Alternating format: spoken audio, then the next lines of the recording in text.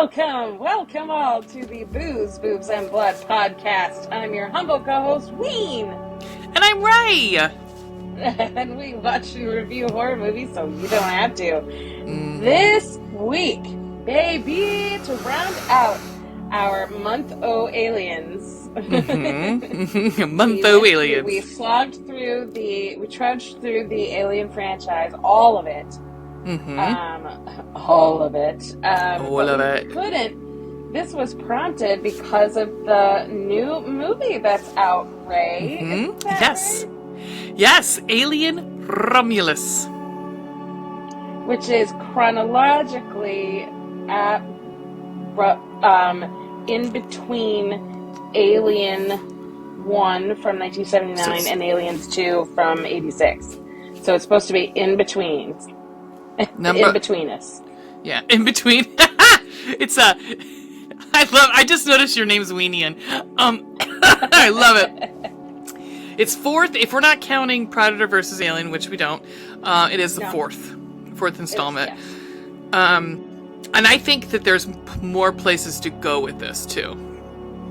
Oh yeah, possibly. Yes, possibly. And that's been in talks. You know, back when, as we might have mentioned, as you may have heard us talk about on our podcast, they, Ridley Scott wanted to do Prometheus, then Covenant, and after that he wanted to do a third. He wanted to do Awakening or something like Awakening, I think.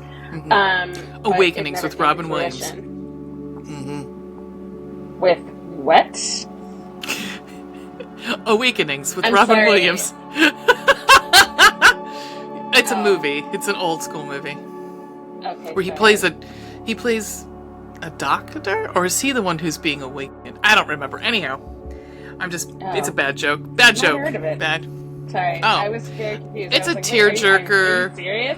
Okay. It's a tearjerker, like Oscar fodder sort of movie. Like What Dreams May Come kind of shit? Yeah, but I think he does play the doctor, and I'm trying to remember who plays the person being awakened. I want to say it's like, I don't know, I don't remember. But I'm kidding. That's it. Why Don't You Love Me? Now it's gonna bother me as who it was in it, but I don't. Do not start typing. Ray, do not start typing. All right, so we are going to continue browser history. No.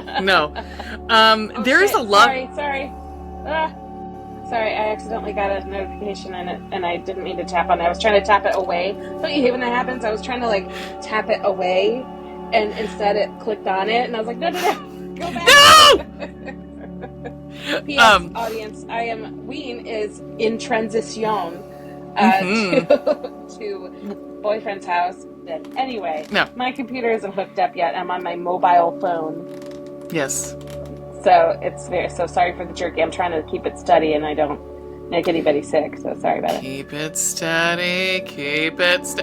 Okay, so do we want to talk? There's a lot to be spoiled here, so I think we should. Why don't I do this? I've got it open. I've got the IMDb, or I've got at least a summary open. So let me. Although I have to get through a whole fuck ton of shit to get to the actual fucking synopsis. There it is. Okay. So, oh wow, that's big. That's what Scoutmaster Kevin said.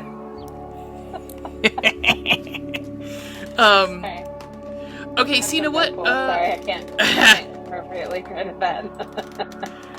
I'm gonna do... Okay, let's just do this very short one. We can decide, because the Wikipedia one is super long. Space colonizers come face to face with the most terrifying life form in the universe while scavenging the deep ends of a derelict space station. Yeah, I mean, I don't know much. I don't want to spoil shit because there's some stuff that can be spoiled. Yeah. Some plot stuff. So basically life is shit on Earth. Well, I mean, and in the future too. Yep. Yeah, all around. This is. What year is it set? It's 20 something. 21. Oh shit. Because I have the thing, but I'm on video, so I don't know if I can pull it up. Hold on. Here that Romulus takes place. 2142. Yep.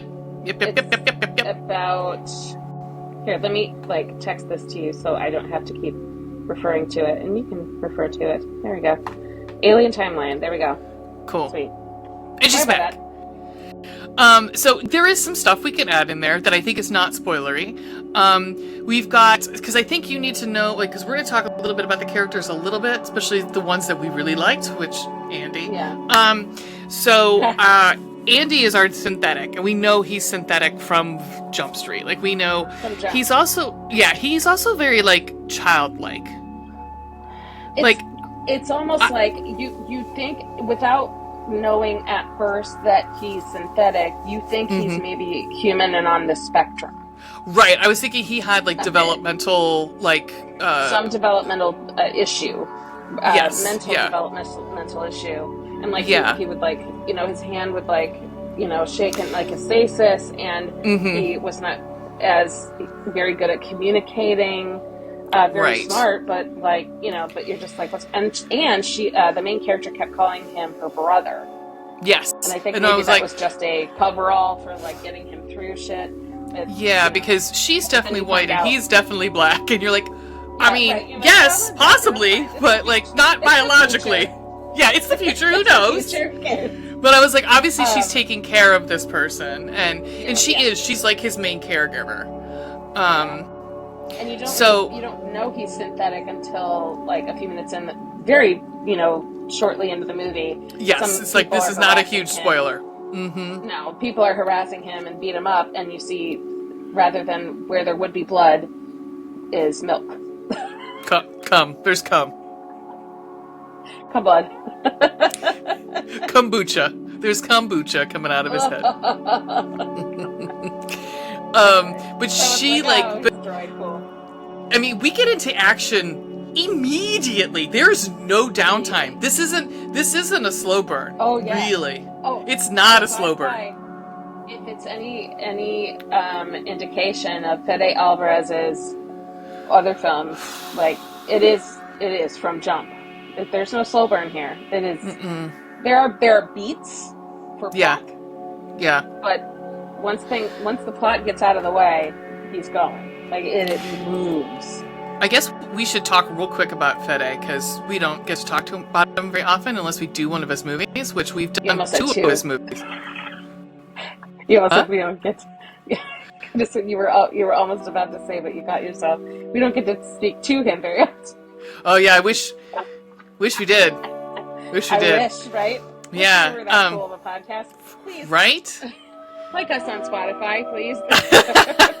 But he's a pretty he is a pretty, he has a couple shorts that look like they're Spanish, so possibly, I'm not sure where he's from, if it's Mexico, Uruguay, so Uruguayan sort of shorts, but then his first fucking full-length movie is Evil Dead, the remake from 2013, so fucking Sam Raimi must have seen something. If faithful listeners might recall, we gave very good reviews too, and that is not, it is not often a remake gets high praise. Not on often the show. At all. No, because he made it his own, and it was all practical effects. It was amazing. He really did. But there must have been something. Sam Raimi must have seen one of his Los Policíos, El Motalevea. Need to give his blessing, because he and Bruce Campbell both had produced Evil Dead. But from there you get Dusk Till Dawn, the TV series, Don't Breathe, which is really good. I like The Girl in the Spider's Web. So I think is that the second or third in the Girl with the Dragon Tattoo book movies / book. I'm not sure which one. And then a little lower on it's probably his the least. You know what's not on here? Did he not do one of the Texas Chainsaw Massacres? Oh, he's a story writer. No, he didn't direct. Oh, okay. He wrote it. He didn't direct it. But we liked that one, actually. It's really funny. It has a 4.7, but we actually liked it. He's got a movie called Calls. It's a TV series. I'm going to assume it's a spooky one. And this movie. So he loves a practical effect. That is his jam, and we are fucking here for it. I thought we might want to talk about some of our favorite actors and actresses, because I think knowing their background might blow you away a little bit. So, I loved Rain, besides the fact that her name is Rain.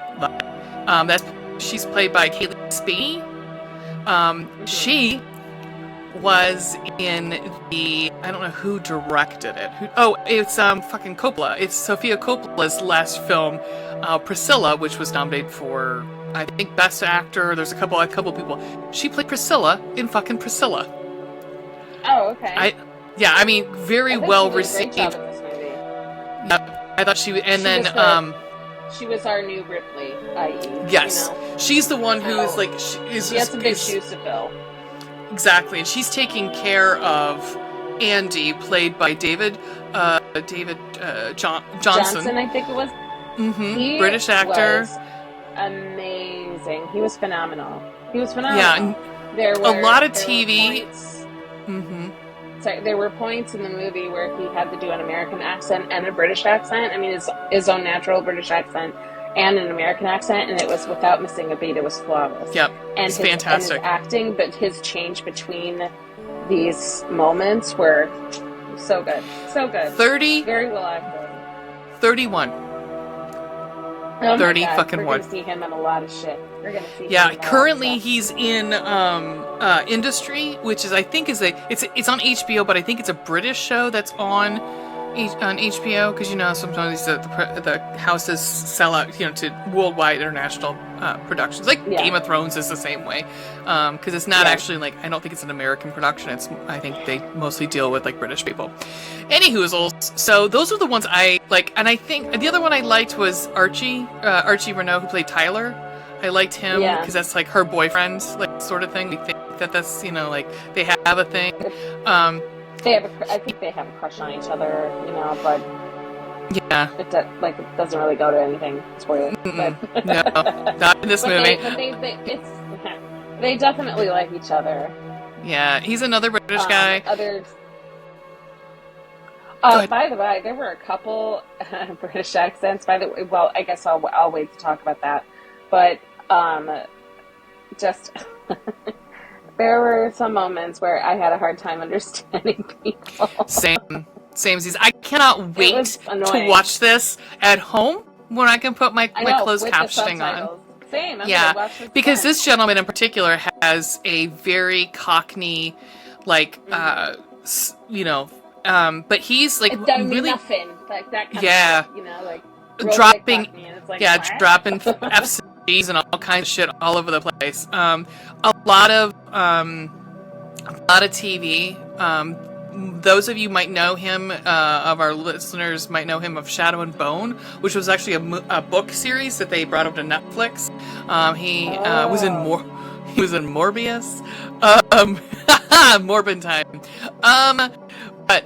So I thought he was pretty great too. The rest of the cast is kind of meh.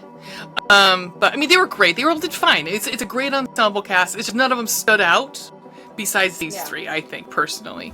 Okay, so the sister, Isabella Merciad, this sister who didn't have a British accent, which I was like, what is happening? So it might be an Andy and Rain thing. Because she's American, and the sister and her, or not her boyfriend, but the other dude's boyfriend, so there's Tyler and his sister. What's her name? Kay. Oh, that's interesting. I just did this, and the blue one. Okay. Sorry. Okay, right. Oh my God! Do you know who she's from? She's from Madam fucking Web. She was in Madam Web. She's one of the leads in Madam Web. Oh no! She plays the lead, I think, in Father of the Bride, the remake that they did on Netflix. No, they didn't. I mean, but she's got a pretty decent, like, and she looked in, like, a lot of voice work on video games, Kingdom Hearts.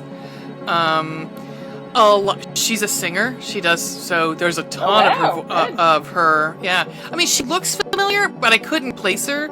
That's fucking why. It's because of fucking Madam Web. So there we go. She's gonna be in the new John Green adaptation. Sorry, that was my. I fucking hate John Green of Turtles All the Way Down. Yeah, I don't know what that is. He's a writer that I take issue with. I think he's kind of weird. Anyhow, I don't like guys writing about young girls. It's just creepy, like teenagers. I'm like, speaking of young girls, we also had Navarro. I don't remember who played Navarro. At first, I thought Navarro was androgynous, but Eileen Wu, the cousin. Yeah.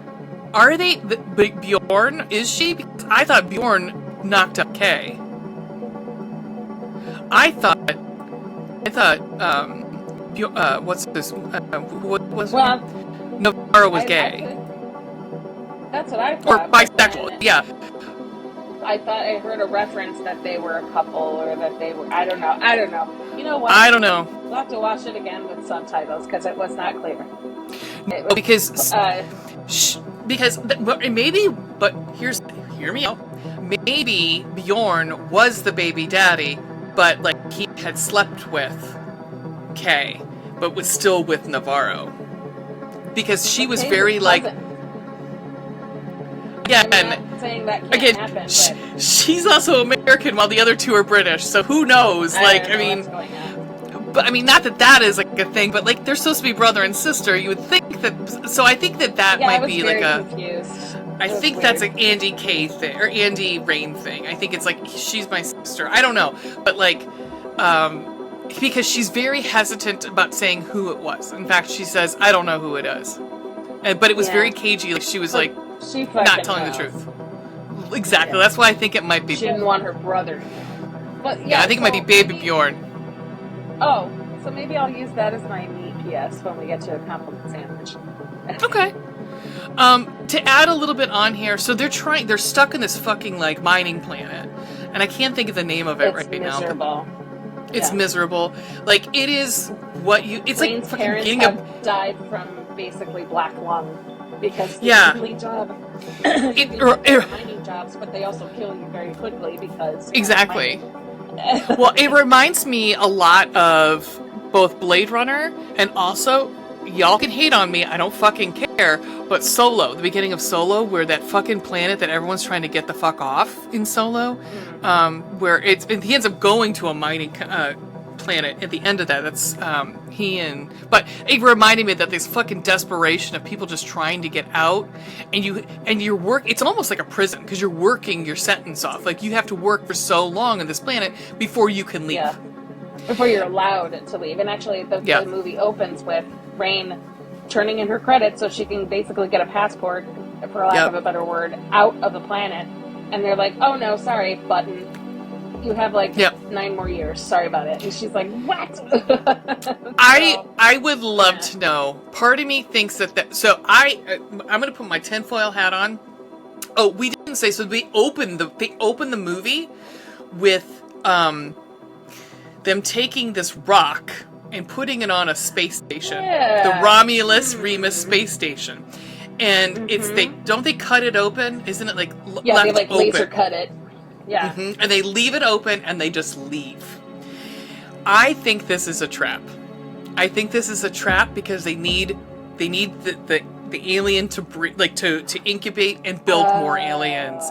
So I think that they're not letting anybody off planet because they're hoping they're going to go up and try to steal this piece, because it's also then very well known that there are cryotubes on this space station that you could pretty much steal. And has enough juice to get you to wherever you want to go outside. If you're not allowed to leave Atmo on this planet because you're not allowed to. So I personally think it's a trap. But on this ship are cryotubes that have, like you said, quote unquote juice, long enough for them to travel to a decent place, because they have to be in cryo for several years. Yeah, I think they said it's like 6 or 7, and Yeah. so our band gets together. They literally need Andy because he's a synthetic. A ragtag team gets together. So happy together. So they get them, and the cryo tubes, when they need Andy because Andy's a synthetic and he can literally talk to the other ship. So a qualifier, Weyland synthetic from was it from Weyland-Yutani or just Weyland Company? Weyland-Yutani. I think it was Weyland-Yutani. Yeah, it was a Weyland-Yutani synthetic. By alien, it is Weyland-Yutani. So yeah, I'd like to know what happens between Covenant and Alien for it to be Weyland-Yutani, and I'm hoping we discover that at some point. Hey man, we've got 14 different that's what I was going to say way earlier. I think we will, because if I'm not mistaken, double check me on the timeline that I sent you. After this, there supposedly is a TV series in the works, because Awakening never happened. Right. People still kind of, held on to put this on the back burner, and now a TV series is allegedly in the making. Alien Earth. I mean, that would make sense because they're also like our time 2025 it will be out, but the timeline, I don't remember when it takes place. Well, it'll be interesting because then we would have left Earth and come and because by the time that this will premiere, this would be between Covenant and Alien, and then by the end of Alien, we go back to Earth. So at the end of Alien Resurrection, we're going back to Earth then. So that will be very interesting to see. Back in time. Erased from existence. Anyhow, so they get up to the ship, and they really don't need rain, but they need rain for Andy. Because she's like, They are not to be separated. No, and she's a law, rule follower, and they're all she's like, we can't leave. Au contraire, mon frère. They leave during a fucking huge storm. So, all of the thunder and everything, and lightning kind of, gives them a little bit of cover to escape, to, go up to this, the space station. Yeah. And again, it's the Rolumus and Romulus space station.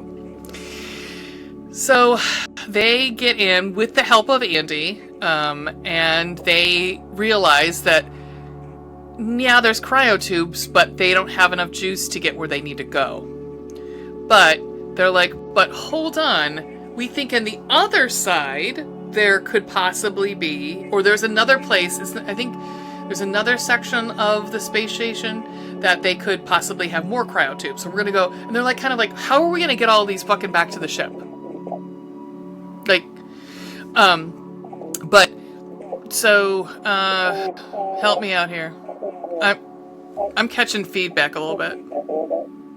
Oh, are you, for me? Oh, I'm sorry. Yeah. I live near an airfield. No, it's actually me. I'm hearing me being Oh, sorry. I'm not hearing it now. Maybe it was... It might have been too close, maybe? I don't know. But, no, we're good. We're good. Yay! We're good. Feel free to jump in and help me out, because I'm trying to remember all things, and, my shit memory? I don't know. So pretty much at this point, once they go in to steal the fucking... Yeah, once they go in to steal the cryotubes, fucking shit gets real. Very quickly. Yeah. Real fast, and it doesn't stop through the rest of the movie. It doesn't stop. Not for a minute. The only thing I will say that is important to the plot that you need to know is they do change out Andy's SIM card. I kept calling it a SIM card, and because they do. The term, yeah. Oh fuck! The biggest thing. Yeah. But it's. Do we say who it is? Yeah, we don't say who it is. They find another a synthetic. They take his SIM card, and they put it. It's not called because I said him. Yeah, they pop it in. And suddenly, Andy has a different personnel. And Yep. And let the acting skills of David Johnson just take over. It was amazing. Great. It was well done. Amazing. Well done. And good show. Well done. Good show. Like every fucking synthetic, they have their own ulterior motive because it's the Prime Directive. So the Prime Directive takes over with Andy, and he's not so much like caring who's left. It's just getting back to the ship. With, at this point, so many people are infected. So many people are have things inside their bodies. His prior prime objective before all this shit started in the beginning of the movie, his prime objective was to protect Rain at all costs, always. Put her first. Yeah. And that was his father's dying What's the wish. best for us? Mm-hmm. Yeah. I think, honestly, we can leave it there, because I think we're both going to recommend it, so if this is all you listen to, or, you should listen to the rest, because we're going to give pros and cons, but we won't spoil, so, or if we do spoil a little bit, this will be your, on this podcast? On the show? Yeah, well, sorry, I didn't mean to interrupt you. No, I was going to say, why don't you tell people? Okay, I will try my best to explain it. Or do you want me to do it? I can do it. Because we do a compliment. Your other podcast. I know, and I'm the one who, I'm the one who does it. It's okay. So we on this review show, because this is very different than we try to do a compliment sandwich. We try to give it to you in little small bites. So top bun is something we liked about the movie. The meat, the middle, is something we didn't like as much. This could be a lot of meat, or it could be like a fucking, grilled cheese sandwich. The bottom bun, we like to go out on a high note and usually, be happy with that bottom bun. So it's another pro. My dear, would you like to start off with a pro for me? I'd be just about it. Sorry, I'm stealing that. Stolen from the Chicklet Book Club podcast, yes. So I can't say enough, and I cannot get enough practical effects. I can't get enough. I'm sorry. You could give me as much people can still tell. CGI is not perfect. I understand it is a money saver, and also a logistics saver for like Lord of the Rings, epic battle scenes of huge armies of shit. But but also when you can't figure shit out. Yeah, Harry Potter, to me, that makes sense that some of that is fucking CGI, because it's fantastical. Yeah, no, not at all. Not exactly, and that's why I'm not mad at that. It for the context, it makes sense. But something like this, and a lot of horror movies in particular, figure it the fuck out, man. Give me something tactile. Make me, because that is far more terrifying than, again, if I can harken back to the prior Alien movies, the, moment where, I think it was Alien 3, right? Where that 13-foot tall alien and someone in a suit and that face that has yuck all over it, right here next to Sigourney Weaver's face, she doesn't have to act that hard. Not that she needs help, but that's terrifying. It is, and we do get a shot like that in this movie, which is fucking thank you. I'm so happy. I'm so fucking happy. That was great. Yeah. No, I'm 100% on board with that. Yeah. Oh yeah, can't get enough practical effects. Thank you so all much, day, Fede. every day. Yeah. Especially since the bad Thank you, Fede, for making it a priority. It's important. Yeah.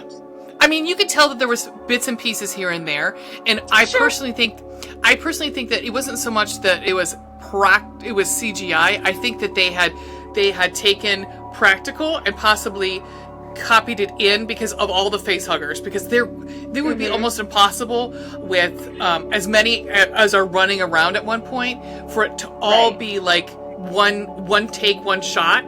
But I do think that those were all practical pieces. They did different shots and spliced them together, I think. Yeah. I think another possibility, and I feel like that, there are two scenes in particular. The first time we see the face huggers in the water, water, and then the other time everything's wet in this movie too. Yep. Everywhere. When facehuggers are chasing them, obviously those weren't all practical. There was either a mix, or B, I feel like the practical that was there, they filmed it as was and like sped it up. And by oh yes, 100%. Yep. It makes it look even better. Did I send you that video of them practicing with the fucking with the face huggers robots? No. They were fucking cool as shit. They were fast. So part of it might be like, cause they were super fast. Like, but I do think that like I can see him being like, we're going to like figure out how to do all of this practical. Right. Of course there's going to be stuff. Bad, we'll go from there. But like, let's try to make this work. Down to the fucking model work. It's fucking model work for a lot of it. Like, amazing. Yeah. Of course, like, you have some shots of, like, the spaceship coming up into this storm. Like, we can't fucking do that right now. Like, that is something that's going to have to be CGI. I get that. It's fine. That's fine. I'm not mad at that, but, you know. No. Anyway. Miss Ray, I think for... what is your top one? I think for me, it is this little bit of, like, I think you and I were both fucking nervous about this movie. So for it to be so fucking good, I was just so relieved. But I am not a sci-fi person, even though I have a fucking Star Wars fucking tattoo. To me, Star Wars isn't sci-fi necessarily. Yes, it does take place in space, but to me, it's more of a hero's journey. It's very thematic. Sci-fi adjacent. Yeah, it's more fantasy than anything. It is the hero's journey, which is a very fantasy-based, trope in literary technique. But I will say, I got more excited about this fucking franchise, and like as we went along, like Alien is still fucking in my heart. I will watch it over and fucking over again.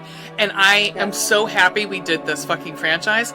This was the fucking icing on the goddamn cake, where I was like, I want more. I need to know more about this fucking, like, what, like I just said, I want to know when Weyland-Yutani fucking became a company. Like, I need to know what's happening. So this encouraged, like, this built that in me. This built this up and, like, kind of put a flame on it and said, this is really fascinating. Yeah, 100%. Yeah. It was so good. Yeah. It was a lot of fun. It was a lot of fun to go through this franchise. Yeah. All right, now we get to something we don't like to do as much, and that's the meat. And I think you and I are probably going to have a fucking, same one, cosine. We're gonna have a sandwich together. Yeah. Probably. I guess I'll kick it off then. I could for it. hardly understand a goddamn word anybody said, and therefore there were plot points that I missed. Or sound mixing was awful. Mm-hmm. Terrible. There was terrible. A point. Wasn't there a point? Yes. Sorry, I don't mean to do this a lot, but in the beginning, when Rain and Andy are walking through a crowd in like the mining community, they have dialogue, and I don't understand why this would be on purpose, but you cannot hear them over the background noise overtakes them completely. Yeah. And it's like, was that on purpose? Were you not really supposed to hear or just make out some bits? I don't know. But like, it's indecipherable. And maybe it was unimportant, but like, you're following them. It wasn't like you were panning out among this huge crowd and their, voices got drowned out. They were focused, the camera was focused on them. And like, you couldn't understand a word.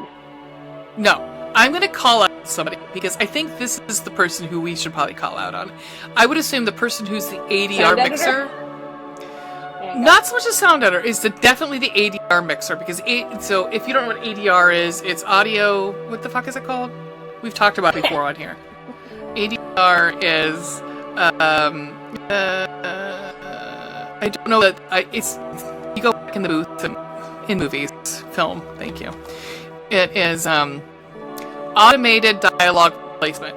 So when you have something like these scenes where you've got two characters talking to very closely to one another, but you're very far back from them, that's when you use the ADR. You have the actors come in to the sound booth and do their lines. I am going to say this is what they fucked that up big time.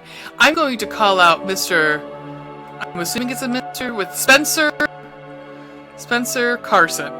Spencer Carson is the ADR mixer. He has 9 credits to his oeuvre, and Spencer, not a. get it together. Yeah. Not that you will ever see this. Get it fucking together. Well, he just does fuck was TV that? series. He does TV series. Oh, okay. Which is like, that's such a small world, and such a small, and like half of them are fucking cartoons.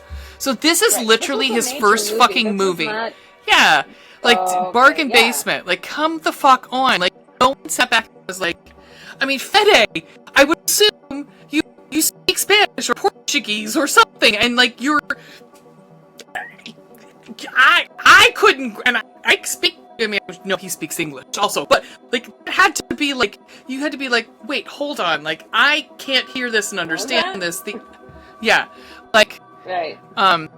anybody's, Oh, you know, that like that who watched the fucking dailies were like, or whatever, they were like, wait, hold on. Right. Wait, who dropped the ball here? And like, that's Yeah. the thing in movies. Like, they have 8 people doing one job or similar jobs. So like, there could have been several opportunities where that would not have been missed. Like, who's putting it out like that?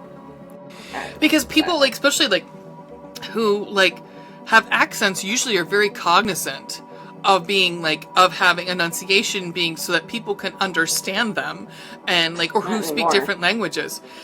You'd think, I mean, I don't know, like, Fede's also older than me. I think, like, he's like, you know, been in the business for a while at least, but I know. thought you meant like, I thought you were meaning like in general. I was kind of alluding to in general, not Fede and Alverez in particular, but just in general, I find that a lot of like TV shows, movies, media, whatever, like especially TV shows, like they don't care, like, oh, it's more authentic. You can't really understand them. What? No, I have to be able to understand some fucking things you say. Well, if you think about it too, it's cartoons. He's done cartoons. So what is a cartoon? You going into a booth and doing fucking ADR. So there's no like setting up with a shot. You don't have to. You just add it in post and just turn it up if you need to. But anywho, I have a little bit of a crush on Fede Alvarez, I'm not gonna lie. Him and his big dumb engineering glasses. I do. I love him. His like grayed early hair. I love it. He's also 2 years older than me. Fede, if you aren't married with children, call me. Is that your meat, my dear? Is that shared meat? I think the other thing too is and possibly I'm gonna say yes, because I would say that I was a little confused with what was fucking happening, but I think that part of it is just because I was missing shit left and right. But they do leave a lot to be questioned, like, but that's great, and that keeps you yearning for more, and you hope that there's a alien Sophocles after this, or whatever we're gonna call it, that's gonna take place after this. So who knows, between this and Aliens, we got a lot of fucking room to figure it out. So yeah, I mean, so I think that's my, like, I'm gonna reserve judgment on that one until I can fucking hear it. All right, bottom bun, my dear.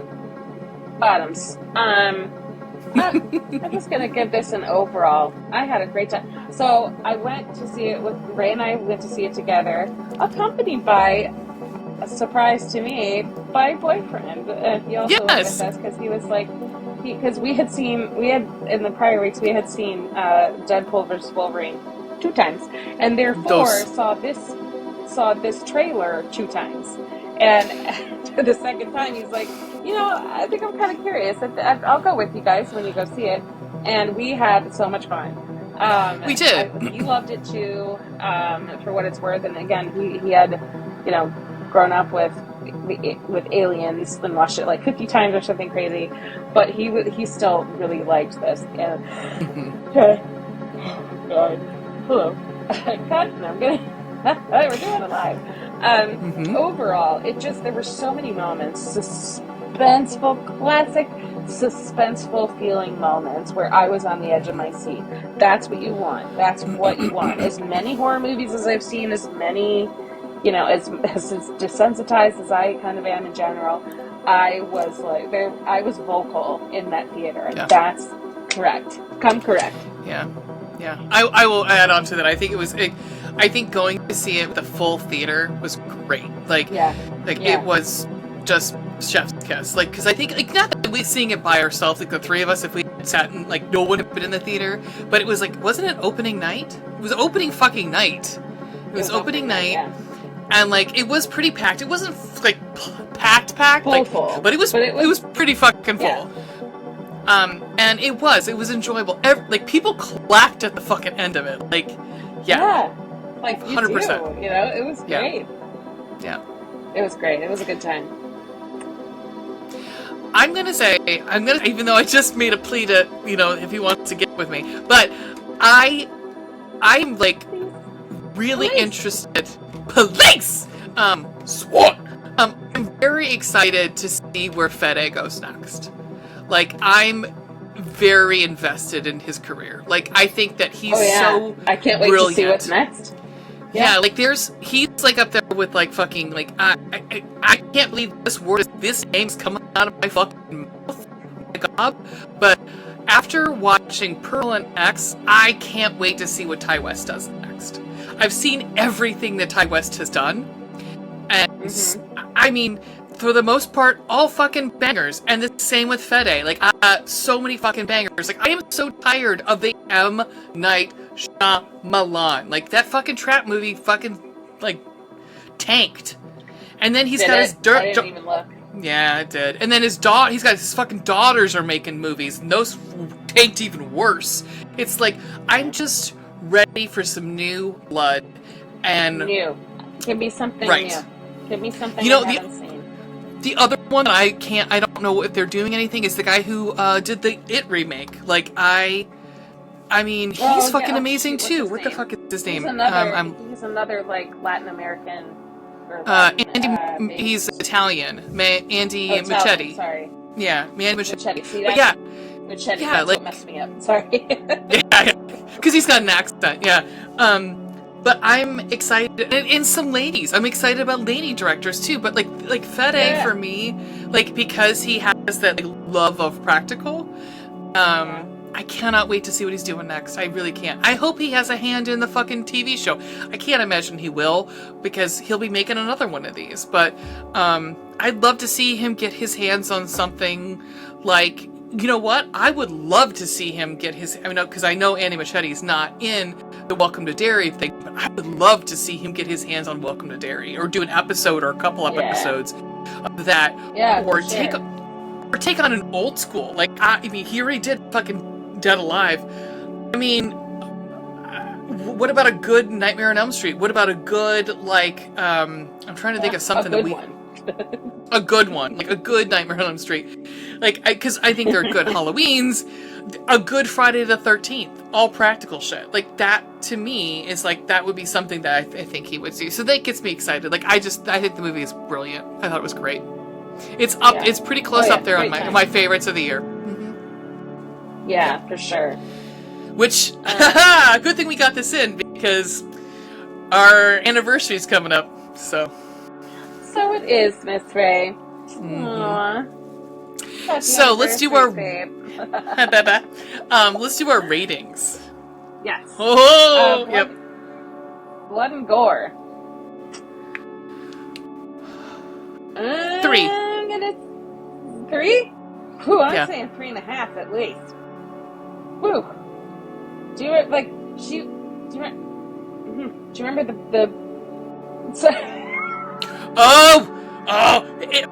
the milking scene, the suckling scene, as I'm doing it with my own boob. Yeah.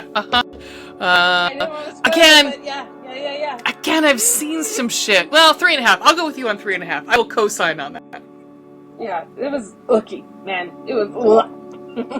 Yeah. And ooky cookie. They like a lot, like the as even though chronologically through this series it's earlier or in between 1 and 2, because filmmaking in our time has gotten better, and effects have gotten better. They were able to do, like, they're like at one point pulling a face hugger off, and you could see the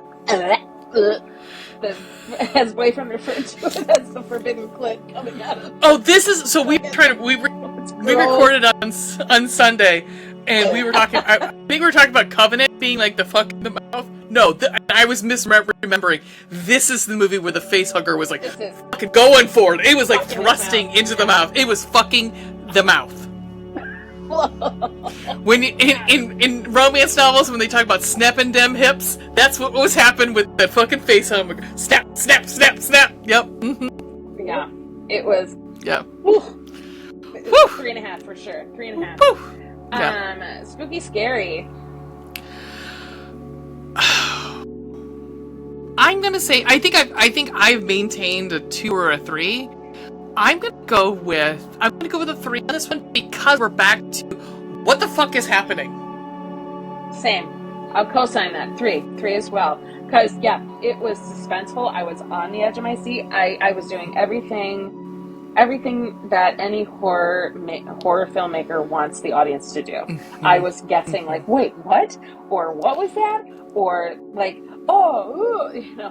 shock and awe.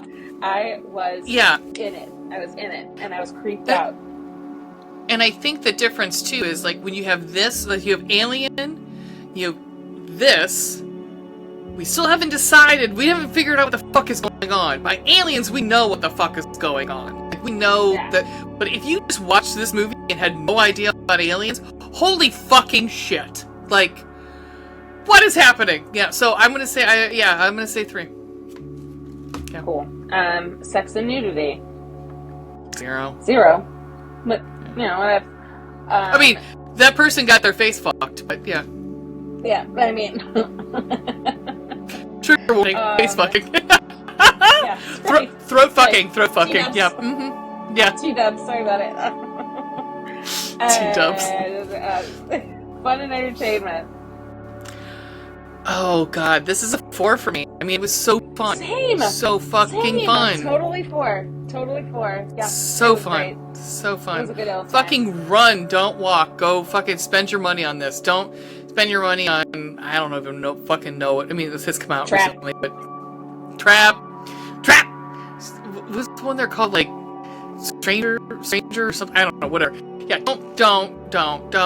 Although I've heard good things about Maxine, so give Maxine some money too. But I would say for this is a must. This is a must. Excellent work, us. Yay! That was great. We are a weekly podcast. If you don't know it, we're a weekly podcast. We usually break down shows, movies by franchise. Sometimes it's just on a whim what our programming for the month is going to be. Now, that being said, can you give the viewers a little bit of insight on what's coming up for us? Surely.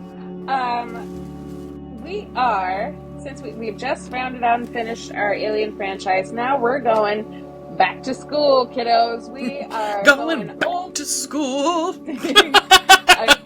Doing old school, like, or what we're calling kids horror, like kid-friendly horror.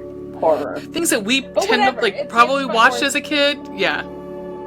Either watched as a kid or is watchable with kids, because we're going back to school. So we're opening with, because it's coming out in like 17 days. It's coming all over your face. It sure is. We're gonna start with Beetlejuice, because Beetlejuice is being released September 6th. You literally said it 3 times. Where's he at? Motherfucker. Yeah. Come on, Michael Keaton. Let's go. Come on. He's not Santa Claus. He can't be everywhere all at once. Sorry. So, anyways, what? Why can't he be? Okay. I know that. Goosebumps. That's going to be our next in September, and then after that, we're going to do a couple interesting kid movies that Ray has been wanting to do. One is Paranorman, and the other is Monster House. And they're both animated, so that looks really fun. Yeah. And then you're so excited. I'm excited for you. I'm actually kind of excited. Yeah. For Spooky Month, for our heading toward our 100th episode and our anniversary, our 3-year anniversary, we're gonna dive through October with Nightmare on Elm Street. I am stoked. So stoked. Welcome to prime time. Yep. I'm super excited. This is my favorite franchise. Everybody's got their own favorite. Mine is Freddy. I don't know why, but everybody got their favorite. So we're going to Elm Street. Yay! Yeah. You can find us on all places you find podcasts. If we do like new reviews, we do a video of them usually if we're out in the theater. I would say like and subscribe. Right? Like and subscribe. Follow us on Spotify if you have Spotify. That would be fantastic. Leave us a comment. I mean, like, you know, we are nice people. So, like, relatively. Well, no, we are. I was gonna say, please don't like. We're reasonably nice people. Okay. Constructive criticism is welcome. Unconstructive criticism, like, I ain't getting any skinnier anytime soon. So if that's your comment, fuck off. But I cannot change the quality of my voice. That cannot be altered. Right. Right. At least in this day and age. So constructive criticism was welcome. Like, hey bitches, can you get to the point? Or, well, I don't need to fill in the blank for you. Fill in the blanks for us. We need some feedback. Anything. This is the internet, so you guys have all kinds of fucking opinions. Any hoozles. Everybody does everything. Until next time. Yes. Fucking keep it spooky, right? Oh, wait. Let me do the thing. Okay. Oh, there you go. See if you can do it. The balloons. Keep it spooky, bitches!